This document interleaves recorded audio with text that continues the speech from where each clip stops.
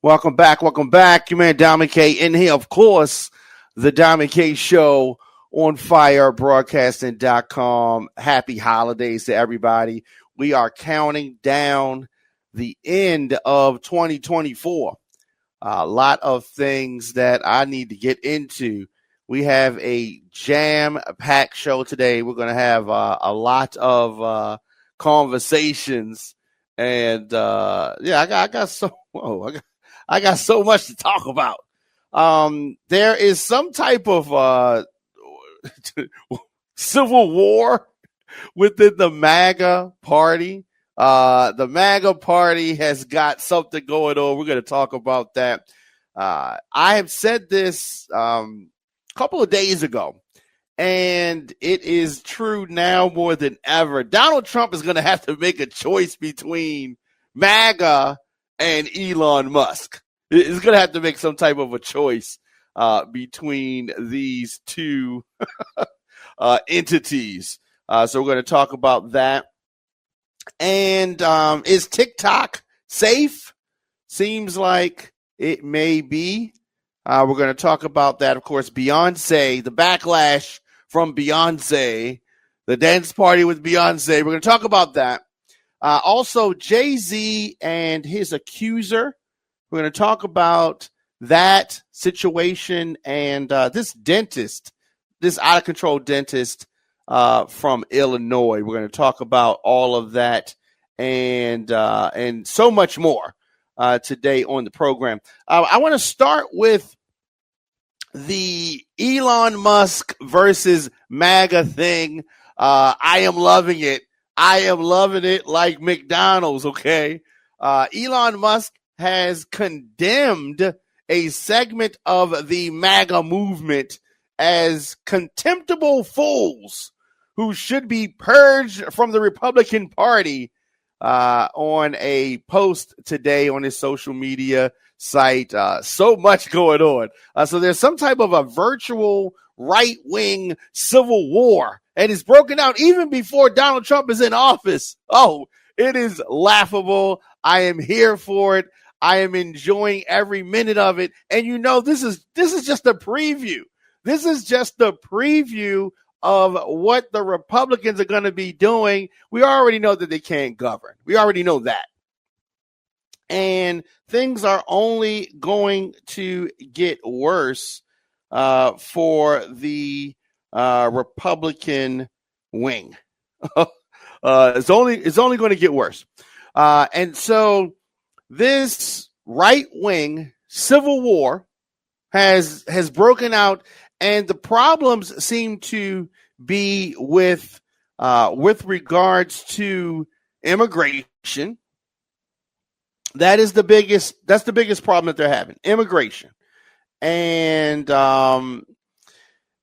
you know, when you have folks together that they're not all on the same page. They are not all on the same page. And Elon Musk is increasingly at odds with Donald Trump's historic base. They are at odds with one another. And I think that it's great, right? I think that it's great. And this ultimately is going to force Donald Trump to take some type of a side. He's going to have to take some type of a side between the largely white working class supporters who first made MAGA succeed, and then the techno libertarian billionaires like Elon Musk, who are now at the center of his new administration. So this is what he's going to have to do. He's going to have to make some type of a choice.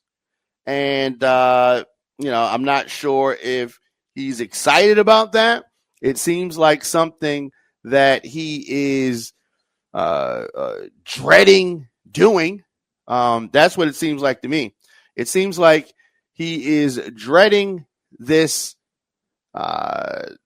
step that he must take, right?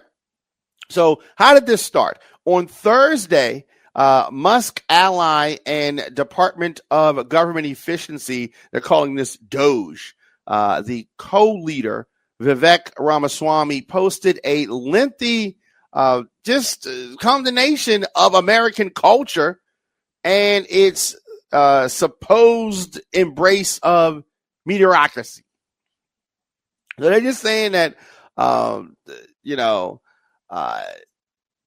they're foreign born, right? They're foreign born. They're foreigners. Musk spent the next 24 hours defending Ramaswamy and his advancing argument that Americans need highly skilled immigrants to fill high-tech jobs. That is the main argument.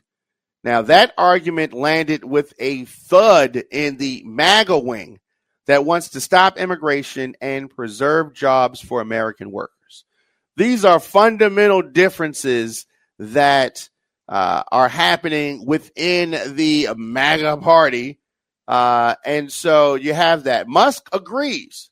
So that is interesting. On Friday, a cartoonist and a right-wing commentator, Scott Adams, posted on X that MAGA was taking a page from Democrats on how to lose elections while feeling good about themselves.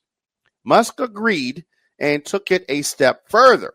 Now, and those contemptible fools, he said, Elon Musk said, must be removed from the Republican Party, root and stem, he says. So, of course, this upset some of the MAGA folks, and they are in their feelings about all of this stuff. And it is just propelling on. It is just building up. Now, the comment for people used to being called deplorables by Democrats, the condemnation from one of the most important advisors in Trump's inner circle just made some folks outraged, instantly outraged, calling people who have their country's best interests at heart and wanting to not sell out the American people contemptible fools is the biggest L that I've seen Elon make in a long time. Dude needs to relax, someone posted. And the right-wing activist Laura Loomer tagged Trump in her message. The Trump base is being replaced by big tech executives. So sad to see this. I feel so sad for MAGA, she said. Loomer has alleged that Elon Musk was censoring her for her opposition to his immigration comments. So what is so beautiful about this is for the longest time, I have been telling Americans that Trump does not care about anybody but Donald Trump. I have said this. I've been saying this for years. And for whatever reason, folks have ignored their own best interest and supported and voted for Donald Trump. And I think that and while I disagree with most things that Laura Loomer says, I think that this statement from Laura Loomer, a MAGA supporter, a right-wing activist, her statement, I'll read it again. It says that the Trump base is being replaced by big tech executives. And this is true. This goes back to the point that I've always said that Donald Trump does not care about anybody but himself, right? So the MAGA supporters, the people that have been buying his lies and his propaganda are slowly seeing the people that he's elevating are not even part of the base. They in examples like Elon Musk or Vivek Ramaswamy, they don't even believe the same things that the MAGA base believes. They're not even buying into the MAGA propaganda.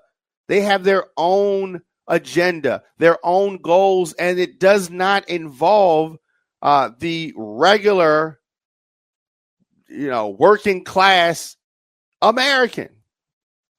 It does not. Another far right winger says that Elon Musk is declaring war on us, by the way. should go over well for him as it has for everyone else who has tried. So some of them are up for the fight. You have MAGA folks, right-wing critics alleging censorship, loss of their X badges. Oh, this is beautiful. Oh, this is beautiful. I don't understand why this is even a surprise to anybody. This MAGA civil war breaking out over the mediocrity of American culture, according to Vivek Ramaswamy and Elon Musk. A MAGA world civil war erupting over Christmas. Merry Christmas, everybody. Now, this fight exposes one of the MAGA movement's deepest contradictions. And there are so many contradictions. This is going to continue to happen. And let's understand this. He's not even in office. We still have a month before, a little bit over a month, a little less than a month before he's even in office. And we're already seeing the cracks in the MAGA armor. And so this fight exposes the contradictions, some of one of many contradictions. And it came to prominence chiefly via the white, less educated working class. But now it is under the full control of the billionaire tech guru, industrialists. Many of these folks are immigrants. This goes back to show you Trump doesn't believe the stuff that he's telling you. He's not living by this stuff. A lot of the people that are around him, all this talk about the illegal immigrants, and he doesn't want immigrants in America first. The MAGA stands for Make America Great Again, right? He has a whole bunch of foreigners around him. But, of course, the MAGA cult, they're still making excuses. They're not foreigners. They're just foreigners. Super funny, right? He's married to a foreigner, right? His kid, half foreigner. Partners, foreigners. Right? He doesn't care about making America great. It's almost sad, the fact that so many folks in the MAGA cult have believed the foolishness that Donald Trump has been spilling. It is almost funny. But right now, a handful of conservative critics of Elon Musk are alleging this censorship, and this main issue is over the H-1B issue, and Vivek Ramaswamy sparking this online civil war over immigration and race. The tech bros.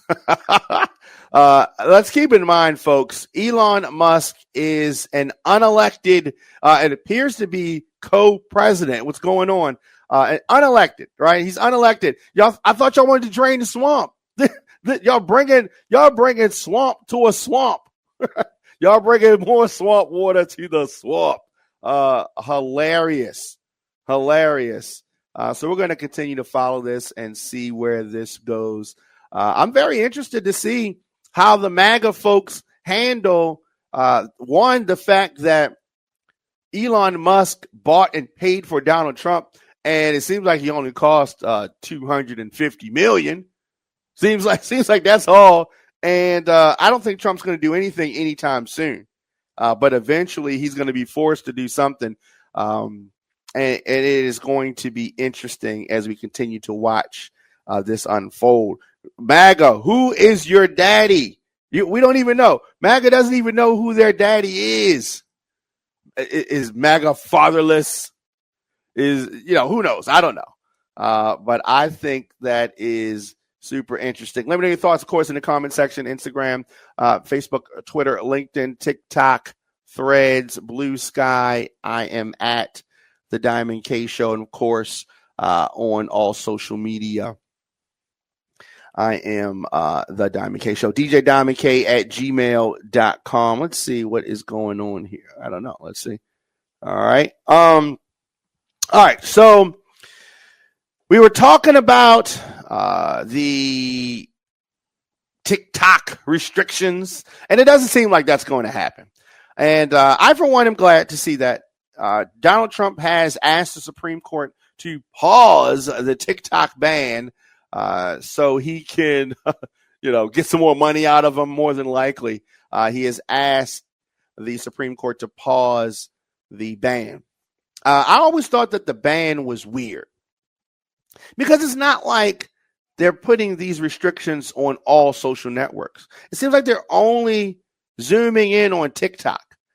And that doesn't make a lot of sense to me because all of the social networks are gathering a lot of personal information from its users. And we don't know what they're doing with it. We don't know if they're selling it, where it's going. You can have these American companies that are selling the data to a foreign entity. So is that safe? No, it's not, quote unquote safe, right? But just zooming in on TikTok is unfair. And I've always said that from the beginning. TikTok ban, as it looms closer, hopefully this does not happen. But Trump has asked the Supreme Court to pause the law threatening TikTok ban. And so we're going to see about that. He says that he wants more time to seek a negotiated resolution. So he wants to make a deal. So can you put some money towards his inaugural party, TikTok, and then it will magically go away? Biden administration says that the Chinese control of the app is a threat. Although, and here's the thing. Here's why I say that this whole thing is a whole bunch of nonsense. All of these politicians are saying that TikTok is a threat, while these same politicians are on TikTok to promote their candidacies, to promote themselves, their businesses, all of that. They're on TikTok, but they're saying that it is a threat. Make it make sense, right? They just want some money, right? It's always about money.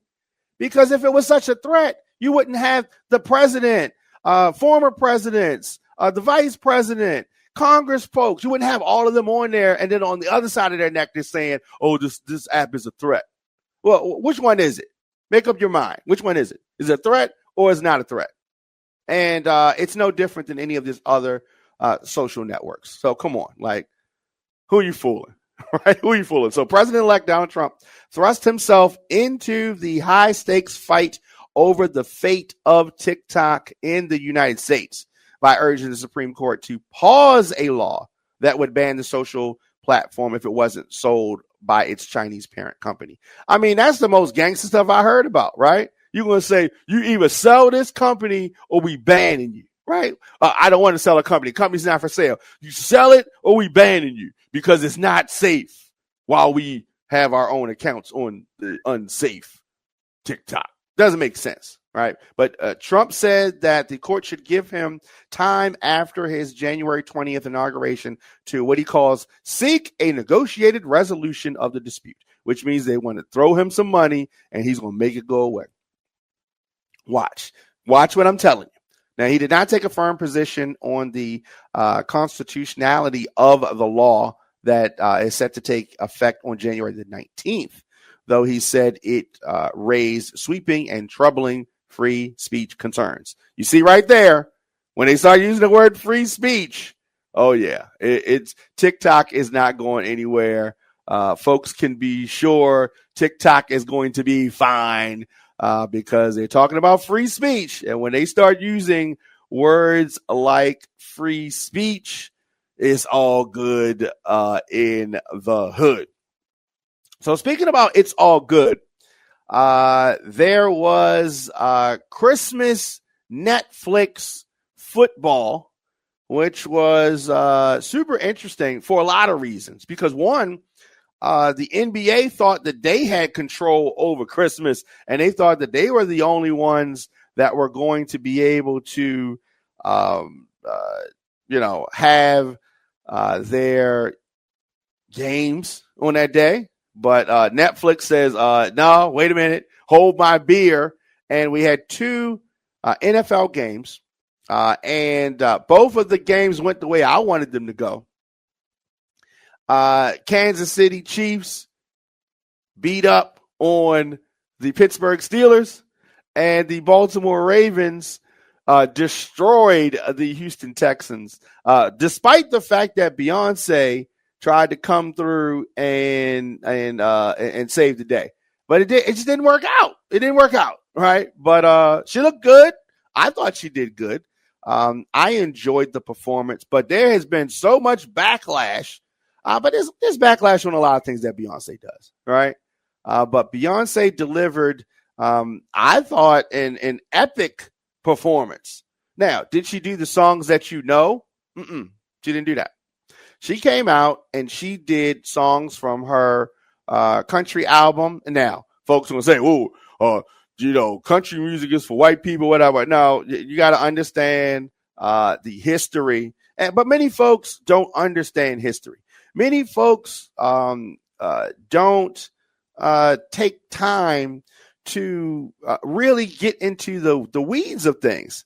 And Beyonce is from Texas, from Houston, and she's obviously a fan of country music.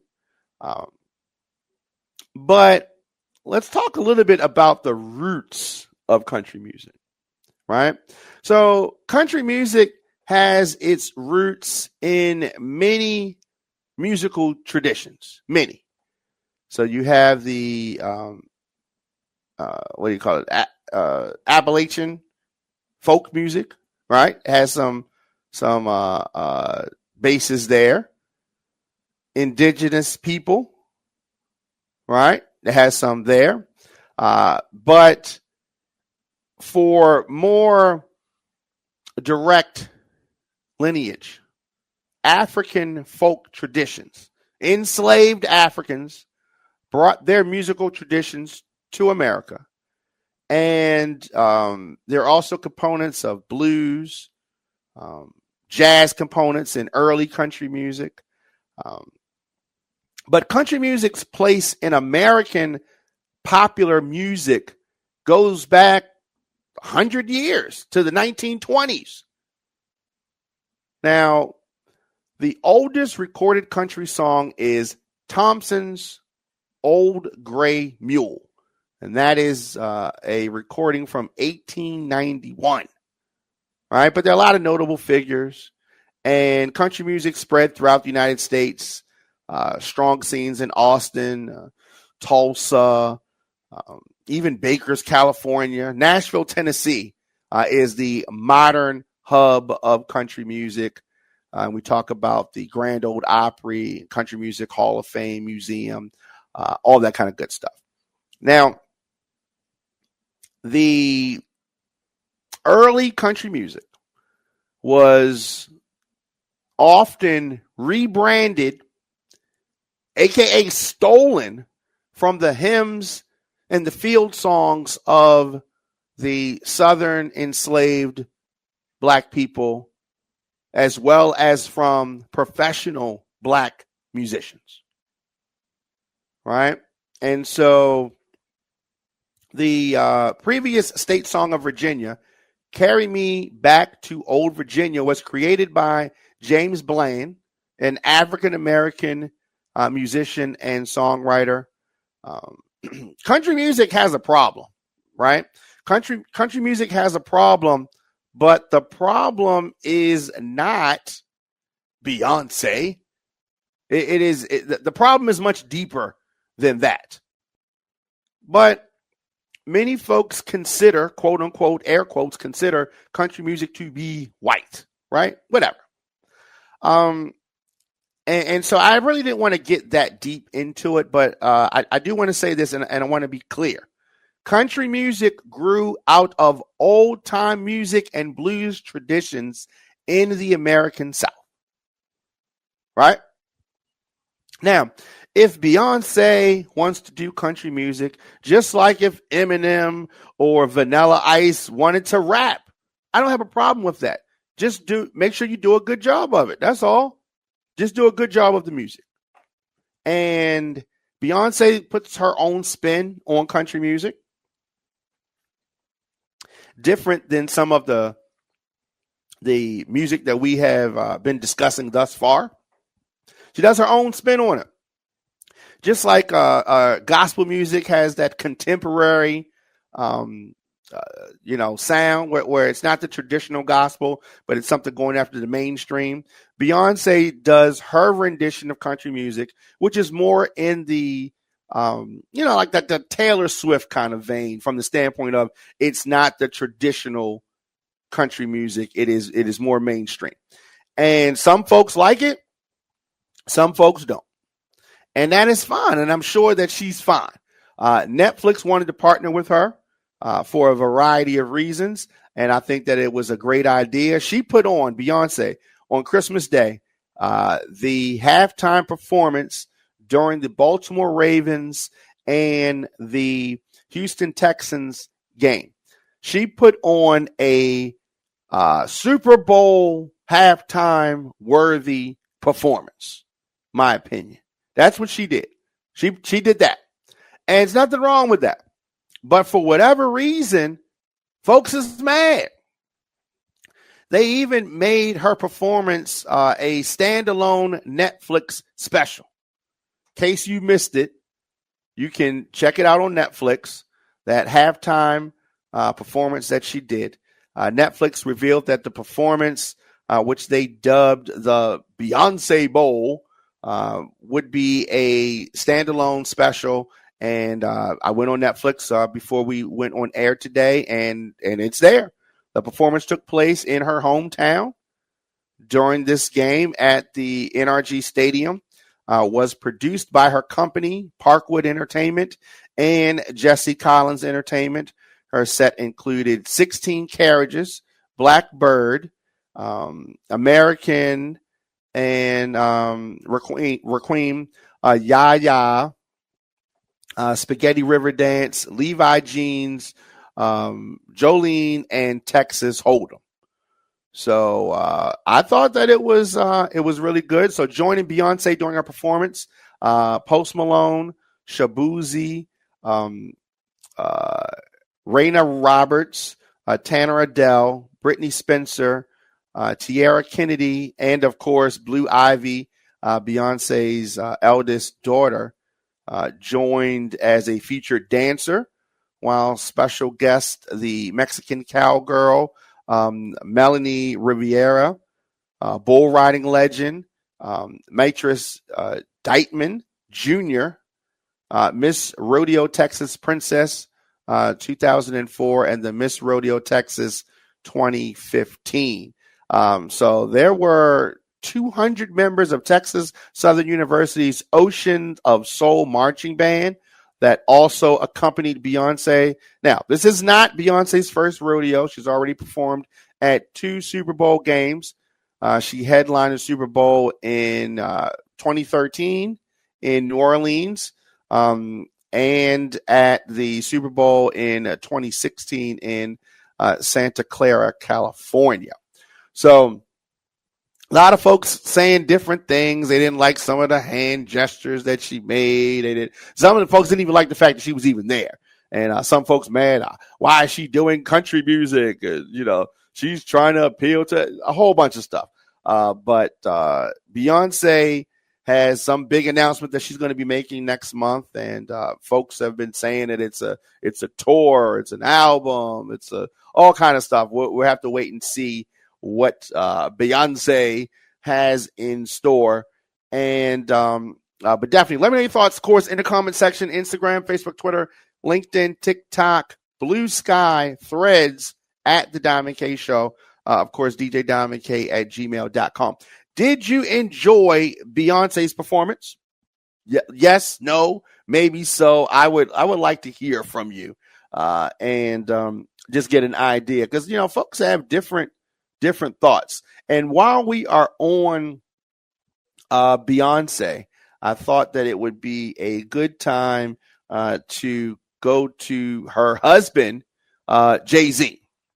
So we understand that Jay-Z has this accusation out here, and I don't believe it personally. I don't believe it. But this accuser has made some pretty harsh claims,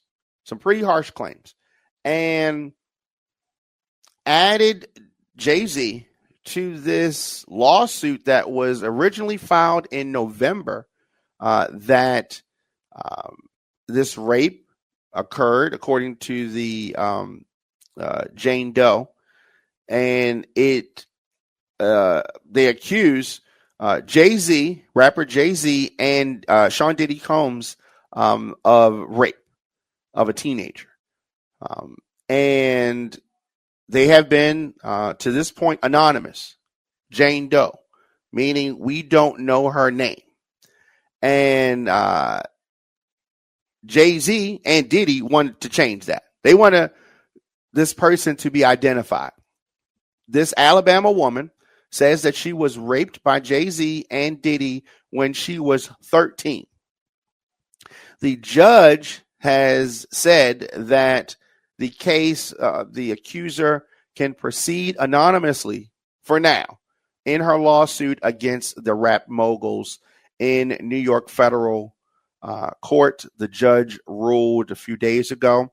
In her written order, the United States District Judge, Annalisa Torres, said that the woman can proceed anonymously at this stage of the litigation, but she may be required to reveal her identity at a later date if the case proceeds. So I think that this is good. This is not as bad as it seems. So the time will come when she has to reveal herself. But this will also allow the defense lawyers to collect facts that are necessary to prepare for trial. Torres, the judge, also cited substantial interest from the public. So I think that further down the line, the judge is going to force this Jane Doe to come forward. Now, the judge also chastised Alex Spiro, the attorney who is representing Jay-Z, real name Sean Carter, for what she described as his relentless filing of combative motions containing inflammatory language and ad hominem attacks. And these are attacks against the plaintiff's lawyer. The judge called these attacks inappropriate, a waste of judicial resources, and a tacky, unlikely effort to benefit his client. Torres wrote in her order on Thursday that Spiro, who has been on the case less than 3 weeks, has submitted a litany of letters and motions attempting to impugn the character of the plaintiff's attorney, many of them expounding on purported urgency of this case. They're trying to speed the case up. The judge says, slow down. We're going to let this go the normal pace.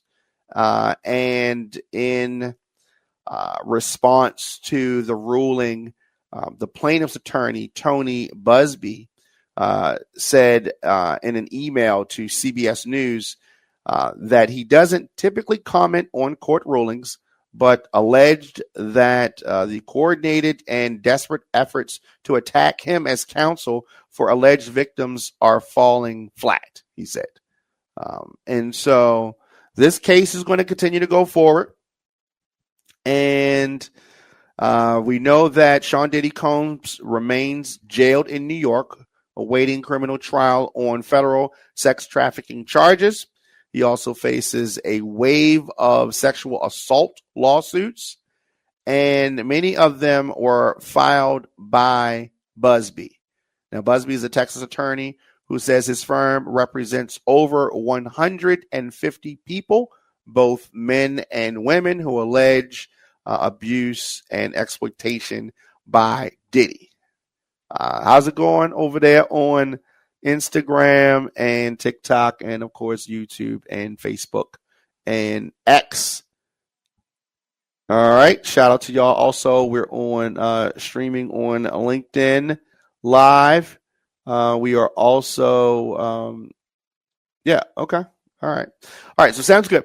So we have that to continue to see. I think that this woman who says that she was raped at 13 and currently identifies herself as Jane Doe. Says that she was living in Rochester, New York in 2000 when she made her way to New York City and befriended a limousine driver who drove her to an after party for the MTV Music Awards, where she says she was eventually attacked by Jay-Z and Diddy. So the woman has admitted to inconsistencies in her story. Could there be more inconsistencies, like she's lying? Yeah, we'll see. But to me, the whole thing sounds strange. Sounds very strange. Let me know your thoughts in the comment section. Instagram, Facebook, Twitter, LinkedIn, TikTok, at The Diamond K Show. Of course, djdiamondk@gmail.com. Make sure you subscribe on youtube.com/djdiamondk. One more thing on the Jay-Z Accuser. Initially, she filed the lawsuit in November, and it was Diddy. Later, she attached Jay-Z to the case. Why did she do that from the beginning? Why didn't she do that from the beginning? I have reached out to the attorney, and I would be anxious to hear the response, but we may have to wait until the case actually hits, and actually starts. And so let's do this. I want to shift gears for a minute, since we're talking about some music moguls, and I want to talk about another music mogul who has been known to make wild statements. Now, this statement that we're going to talk about that 50 Cent made, not necessarily a wild statement, but I think that it's definitely something that, we have to take with a little bit of caution, considering the type of records that 50 Cent has made over the years, right? 50 Cent has made some, I would say some over-sexualized records. Yeah, I would say that. But 50 has called out some of the females in the rap industry. And 50 Cent is saying that the over-sexualized lyrics and songs are damaging. Wait, what? What do you mean? He's saying that the ladies are too sexual, right? And he actually criticized a lot of the popular female rappers, saying that these lyrics are damaging. And so he didn't call out male rappers. He didn't call out himself. He actually used himself to justify why he's saying what he's saying. I thought that it was a bit rich. So he was on Hot 97.5's Mike P podcast. And 50 Cent expressed his frustration with the current crop of women rappers, saying that they're damaging the female culture.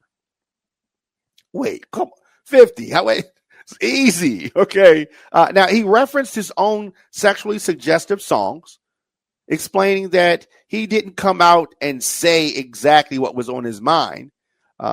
He said that he kind of hinted around it, but the women now are just coming straight forward and saying it. Right. So he said that, this is 50. He said that I was doing Candy Shop and Magic Stick like metaphors for sexual experiences. There was a lot of profanity in the songs. So I don't know what he's talking about, but okay.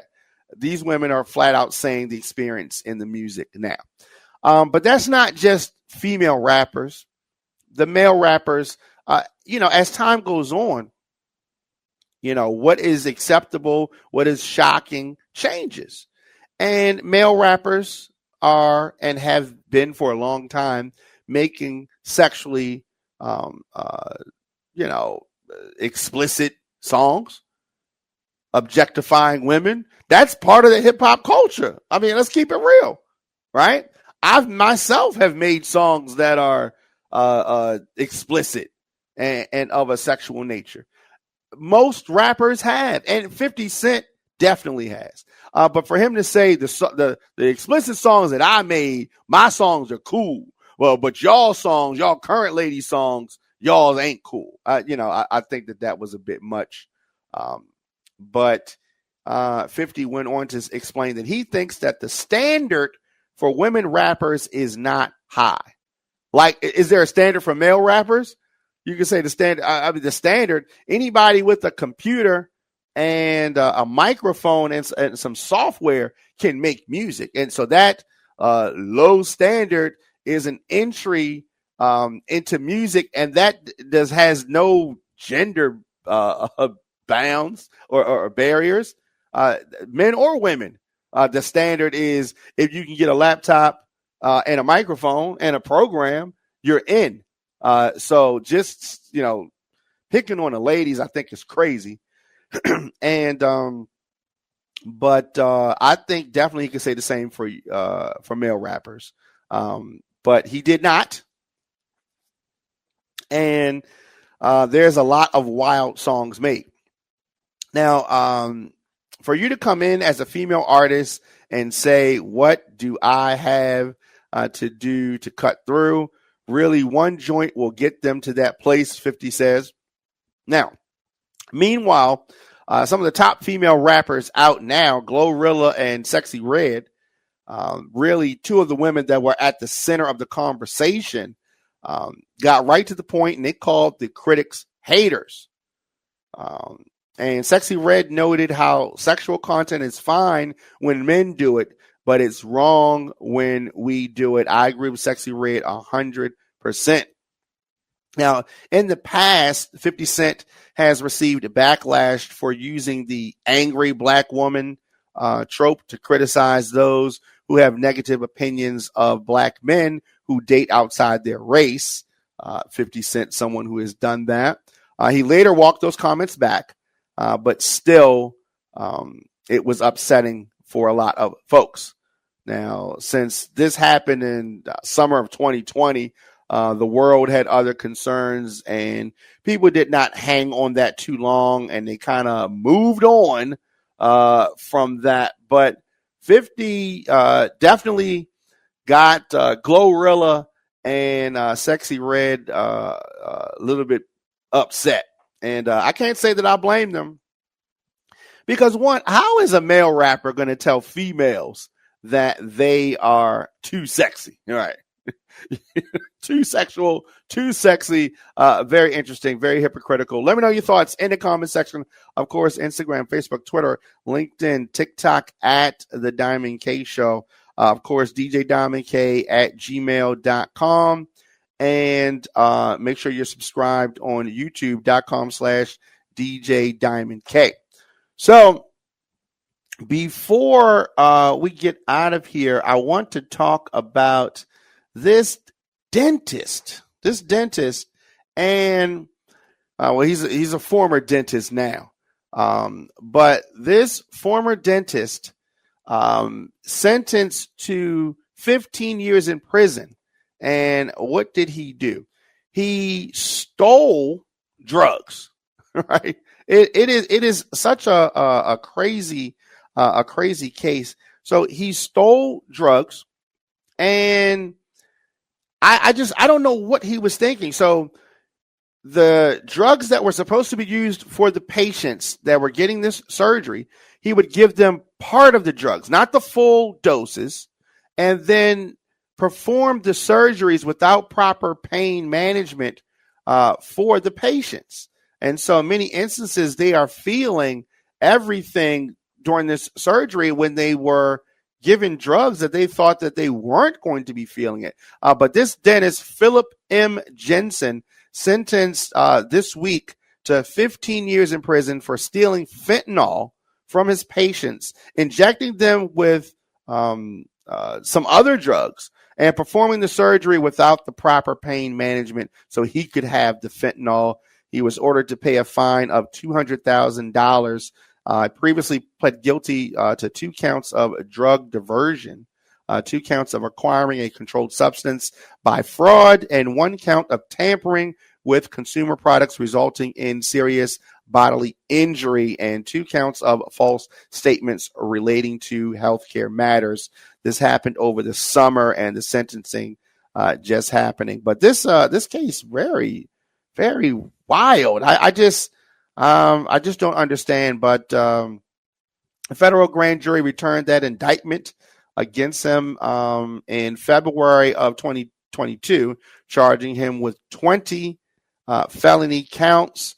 The judge imposed a 15-year sentence, rejecting Jensen's arguments for a lower drug weight and noted the egregious nature of his conduct. And like I said, filed the additional fine imposed $200,000 and the 15 years. He's also been ordered to repay the government cost for the expert witness that it had to hire. Jensen also lost his medical license as a result of his conduct. So there you have that. Very disgusting behavior. Of course, your man Don McKay, I will be back here tomorrow, 6 p.m. For the show. And as I said, we're counting down the year of 2024. It has been a heck of a year. So I will see you guys tomorrow. Definitely need to get in touch with me, djdonmckay@gmail.com. Make sure you're subscribed, youtube.com/djdonmckay. You want to support the show. Very easy on Cash App. I am $ The Diamond K Show, and PayPal.me/radio on fire. I will see you guys tomorrow. It's been real.